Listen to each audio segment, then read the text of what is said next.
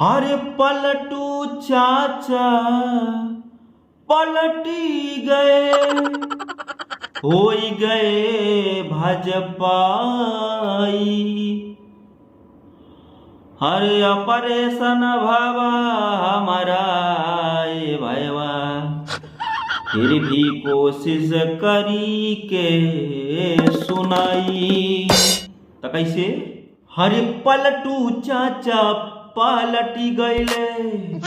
हाँ भाई सुना भाई, बतावा कही कैसे कैसे पलटू चाचा पलटी गईले। अरे बिन पेनी के बर्तन भइले, बड़ुए नायस थाई।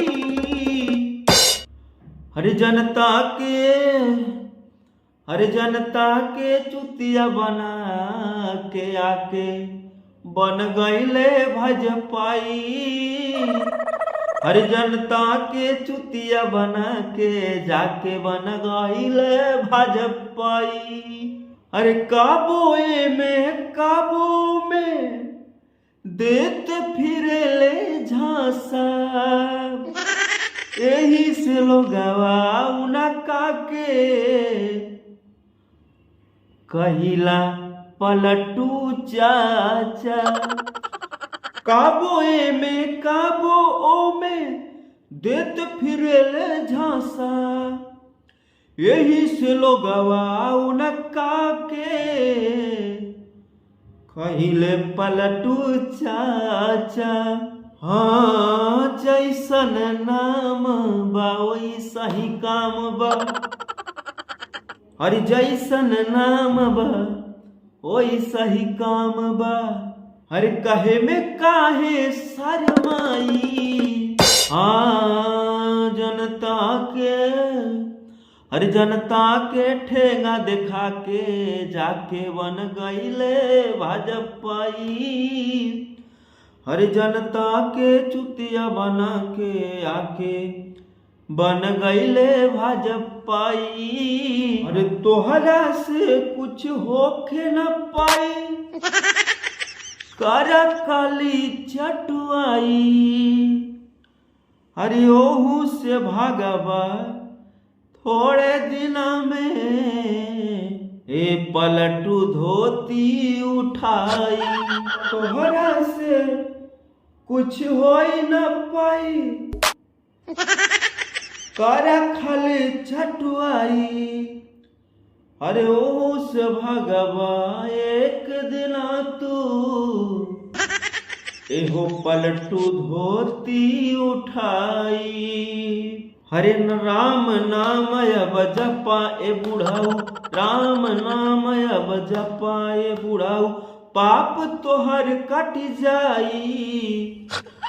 हरे राम नाम अब जपा ए बुढ़ाऊ, पाप तोहर कट जाई। जनता के चुतिया बना के आके बनी गईला भाजपाई। जनता के चुतिया बना के जाके बनी गईला भाजपाई। अरे कहे अजैया सुनाए भैया, मन मेला बैठाई। ऐसा नेता उखाड़ी फेंका, सत्ता में फेरू न आई। कहे अजैया सुनाए भैया, मन मेला बैठाई।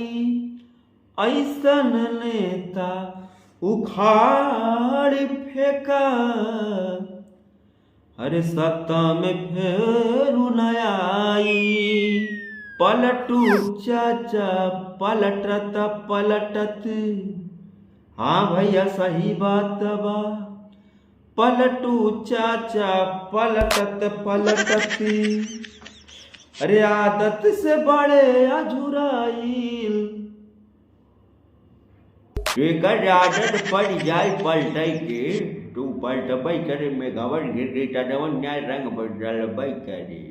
हाँ पलटू चाचा पलटत, अरे आदत से बड़े अझुराइल। जनता के होली डोस जनता जनार्दन कबा। अरे जनता के चुतिया बना के जाके बनी गईले भाजपाई। अरे जनता के चुतिया बना के आके बनी गईले भाजपाई। पलटू चाचा पलट गईले।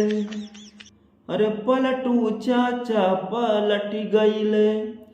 बिन पेनी के बर्तन भइले बड़ुए नहीं अस्थाई।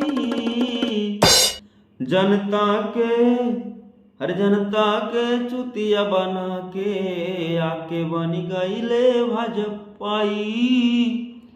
हर जनता के चुतिया बना के आके बनी गईले भाजपाई। लिखे अजैया खुद ही गाई पलटू के कथा सुनाई। अरे अच्छा लाग हो ये भाईवा लाइक शेयर करा खूब दबाई। और चैनलवा पे हमारे नए बढ़ाता। अरे चापी के बैठी जा दबाई। फिर मिलत ही अगले वीडियो में। तब तक ली ये धन्यवाद आशीर्वाद दा।